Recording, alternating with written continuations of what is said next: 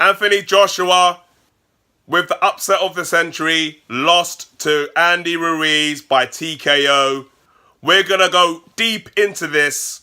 What happened? Let's talk about it.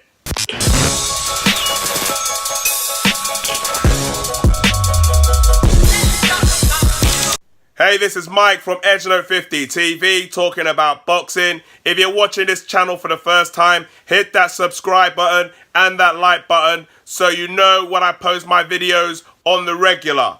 Now, Anthony Joshua lost to Andy Ruiz, so we're going to go straight to it. Now, this is how it went down, and this is the strategy that I think that Andy Ruiz used. The strategy I believe that Andy Ruiz used is that he was looking to try to get into the inside and look to counter. And he was looking to time Anthony Joshua. When Anthony Joshua throws a jab, he'll be trying to counter with a jab of his own or try to jab a hook if he's close enough to him. And he was trying to use the footwork to try to time him and walk in and closing him down. Now, Anthony Joshua was on the back foot, and it looked like from his plan was to counter on the back foot and also throw jabs and use counter hooks as well. And that's what it looked like Anthony Joshua was doing. Now, going into the mistakes that Anthony Joshua made in the fight. The problems that Anthony Joshua did in the fight, or the mistakes that I say that he made, was doing hooks. He was throwing hooks against Andy Ruiz. Andy Ruiz looked like he was looking for Anthony Joshua to throw the hooks so he can give him a reason to come inside. Now, the problem when you're throwing hooks is that Anthony Joshua is the bigger, taller fighter with the longer reach. So when you throw a straight jab, that means you're extending your arm to the fullest, which means that you're keeping that boxer away from you. And that's the way to keep a fighter from coming in the inside, by using that jab, using that distance. When you're throwing a hook, that means that your arm is bent. So, for example, when your arm is bent, that means to hit this person when your arm is bent it's like, for example, let's say pretend this finger is the arm. When you're doing a jab, as you can see, the distance from from my finger to the tip is this distance. However, if I'm throwing a hook, that means it's bent, which means that you have to move closer for you to hit that. So that's the problem.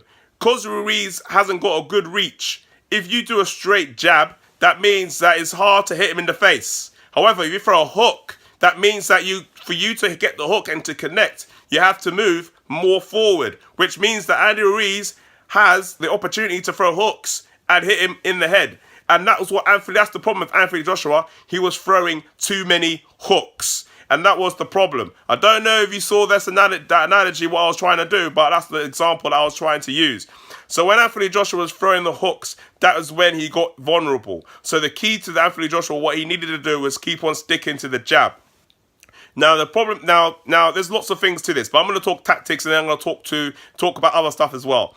Now, when Anthony Joshua was throwing the jabs in the first and a few rounds, he was throwing the jabs, then he was throwing the hooks. Now, what he should have done was, when Andy Ruiz was trying to step into the inside, when Anthony Joshua was throwing the jabs, he couldn't reach him. So Joshua was able to parry and go away because you can see his shots coming from a further distance. When he was throwing hooks, that's when Andy Ruiz has more of an advantage because you're closer and he's got more chance of hitting him. So what Anthony Joshua should have done was not throw hooks at all. He should have just thrown straight jabs,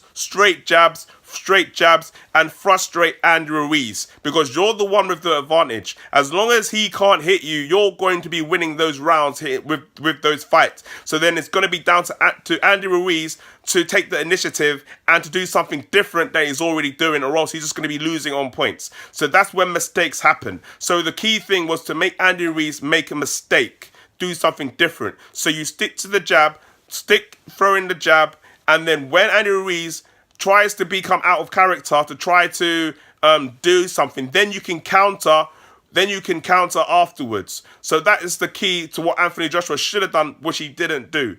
There might be times that Ruiz will get into the inside, and then if he does manage to keep it into the inside, then you smother Andy Ruiz's work. You smother his work, you lean on him, you use your weights on him to make him more tired as the time goes on, and that way he's not being able to get his shots off. And then when you get back out of range, you hit him with the jab, you hit him with a quick 1-2, and then you get him that way. And you do that consistently through the fight. You're the one that will be in control, not Andy Ruiz, and then because you've got the bigger, longer reach, it will have to be Andy Ruiz that will have to do something different for him to make the fight, and that's where you, the bigger and better fighter, should take advantage of, which he didn't do in this fight. Now, let's get to the third round.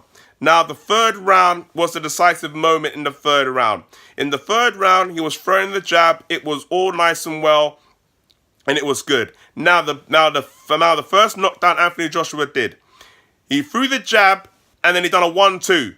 Now, when he done the 1-2, he came in the 1-2 thinking that Ruiz was going to counter. So then he had his hand up when he threw the right hand, because when Ruiz tried to counter punch, it was blocked. So because of that, he can engage, and that's when he hit Ruiz and went down. Now, the problem was when Ruiz got back up, then he went back and engaged again and threw in hooks. He threw hooks, and when you throw the hook, that's the problem again. Now, look. Now, like, back to the example. When you're throwing a hook like this, that means you're going to get close to Ruiz. And when you throw in hooks, you're getting into a gunfight. That's what Ruiz wants. Ruiz is a tough SOB. He's not going to be getting knocked out like any other dude. I've said to many people that Ruiz is a tougher than what he looks. Don't look at the body, look at his fighting ability. But because he can take a punch. And if you go into a slugfest, then it's anyone's game. And then what happened is, he got a slugfest, he hit Ruiz, but then Ruiz hit Anthony Joshua in the back of the temple. When you hit a boxer on the back of the temple, I don't care who you are, you can have the best chin in the freaking world, but when you get hit in the temple, that's the worst place to get hit. Because when you get hit in the chin, you can get back up. You know, you can get back up. You might be hurt, but you can survive. When you get hit in the temple, then that's it. You're disorientated, and that effect can last several rounds. It can last you several rounds, and it's going to be very difficult to come back when you get hit into the temple, because it disorientates you, and you're not stunned, you're not hurt, but you're disorientated. And when you're disorientated, that can lead to you getting severely hurt. And then from then on, everything went bad. Everything went downhill from then. He got hit down, and then it went downhill from then. So the final knockdown, what happened in the 7th round, exactly the same thing. He was tired, he was exhausted, his hands wasn't even up, and then he threw a lazy hook, again, a hook, and then he got caught. Because he knew that when the hooks come, he's close enough, and like I've been saying throughout this whole video, he got caught. And then he got caught, and then it was murder, she wrote. So the question comes down to this: was hooks part of the training regime? Was hooks part of the training camp? If that's so, why was Rob McCracken telling you to throw hooks against a short fighter? By you throwing hooks, you're giving Ruiz, the smaller fighter, the advantage. You're taking away your advantage that you have over Ruiz. You need to keep all your advantages. I don't know why Rob McCracken does this. I do not know. That's beyond me. That's a question that Anthony Joshua has to do. Right now, where does Anthony Joshua go from here? Well, there's no other question. He goes straight into the rematch, and he has to win. Now, there's going to be lots of hate. There's already lots of Wilder fans out there hating on him. There's going to be UK fans hating on Anthony Joshua for losing. And you know what? He deserves it, because this was a terrible performance. This was the worst performance I have seen in a long time from a fighter. This is a very bad performance, and there's no disguising it. It was not good, and Anthony Joshua deserves everything he gets. And do you know what? I feel good this happened. I feel good. Do you know why? Do you know why I feel good about this? It's because now we're going to see who the real Anthony Joshua is. Will the real Anthony Joshua please stand up? We're going to see if this guy is the real deal or not. This is the times when it's easy when you're winning. Yeah, it's easy. It's kumbaya when you're winning. You're on top of the world. You're flying private jets. You're in Caribbean and Jamaica for 6 months at a time. But when you're losing, that's when you find out who your real friends are.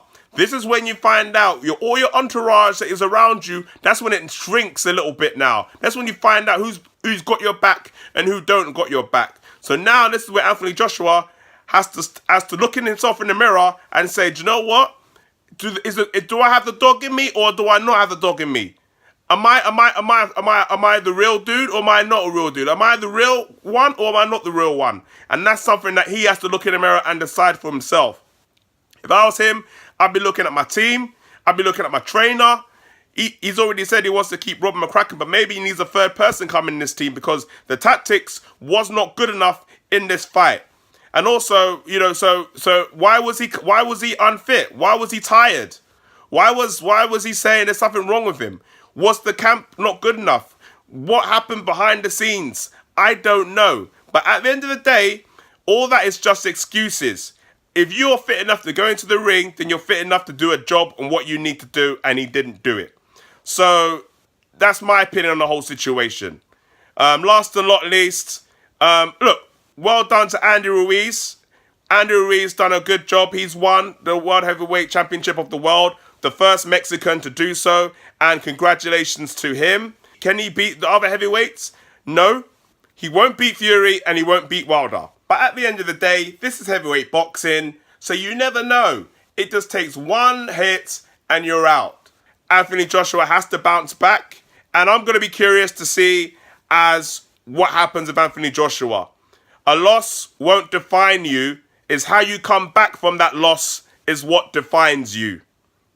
That's all I've got to say about it. What's your opinions? Leave it below. Edge50 TV. Subscribe, like, holla. Anything you want me to talk about, let me know. And I'm going to talk about it.